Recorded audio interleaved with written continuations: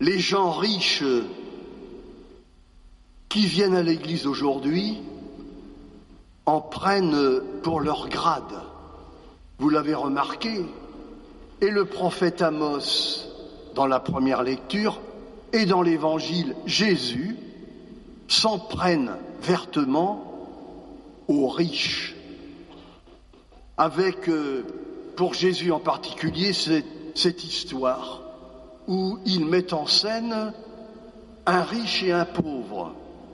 Leur particularité, c'est que ils vivent ensemble, ou presque, puisque l'un est installé au portail de l'autre, au milieu des poubelles, puisque il est dit qu'il mange les miettes qui tombent. Attention, cette histoire racontée par Jésus n'est pas hors sol. Quand Jésus raconte ça, il a en face de lui un groupe religieux précis, et c'est eux qu'il vise. Ce groupe religieux est influent et craint. Ce sont les pharisiens, dont il est dit dans l'Évangile qu'ils aiment l'argent.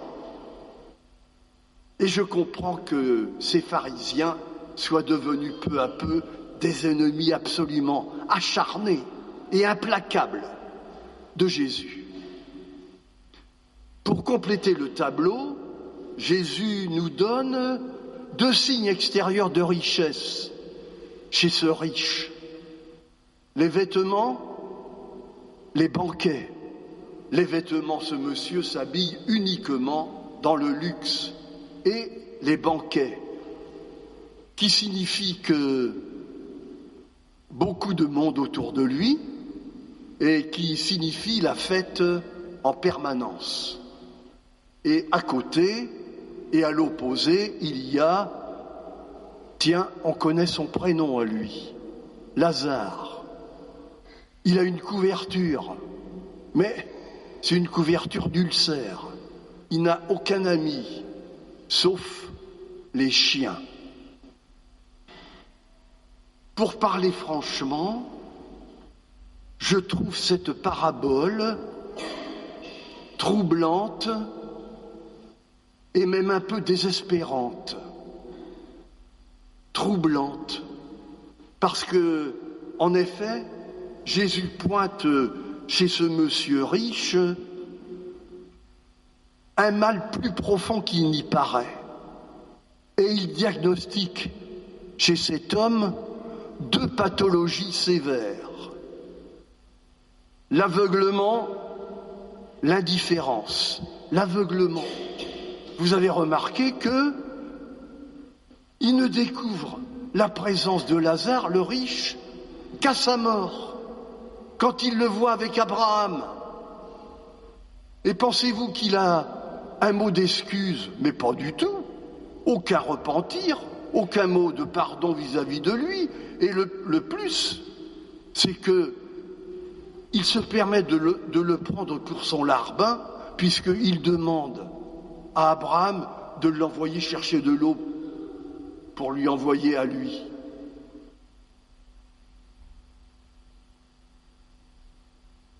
L'aveuglement. L'aveuglement et l'indifférence. Je me demande comment cet homme a fait pour se faire une véritable carapace. Mais c'est plus qu'une carapace, c'est un blindage qui le rend absolument insensible et imperméable aux autres. Imperméable, sauf aux gens de son clan, ses frères. Troublante cette parabole, et même je la trouve désespérante, parce que je ne trouve là aucune lueur d'espoir. Cet homme est absolument inguérissable, incurable, inconvertissable. Et pendant sa vie, on dit qu'il a creusé avec Lazare un abîme infranchissable. Et que Un mort peut bien ressusciter, ça ne lui fait ni chaud ni froid. Cette parabole est troublante, elle est désespérante. Et que fait-on? Franchement, qui se retrouve dans ces deux hommes parmi nous? Personne. Personne ne ressemble parmi nous à ce riche. Personne ne s'appelle Crésus ici. Et personne, heureusement, ne ressemble à ce Lazare, tombé plus bas que terre, avec plus figure humaine. Cette parabole n'est pas pour nous. Tournons la page. Pourtant, un danger nous menace. J'ai découvert il y a peu une petite phrase du pape Léon. Petite, mais dans son genre un peu cinglante, et qui nous aide et qui m'a aidé à découvrir que cette parabole, elle est actuelle, mais même si elle ne concerne pas chacun. La parole de Léon, c'est celle-ci, je cite. « Jadis, les PDG gagnaient 4 à 6 fois plus que leurs employés. Aujourd'hui, dit-il, ils gagnent 600 fois plus. » C'est l'actualisation de la parabole pour notre monde. Dans la paroisse, il existe un groupe qui s'appelle l'Église verte. Et je ne sais pas si ce groupe a été inspiré par cette parabole. En tout cas, ils ont eu, je trouve, l'audace, l'initiative d'organiser une rencontre qui aura lieu jeudi soir, derrière, dans les salles Saint-Mathieu, à 20h ou 20h15.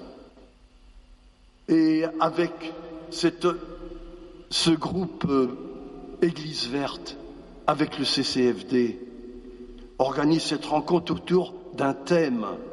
Je vous le donne en 1000. À quoi sert? Comment utilise-t-on notre argent? Comment utilise-t-on notre épargne? Voilà une conclusion peut-être inattendue, mais bienvenue à l'écoute de cette parabole.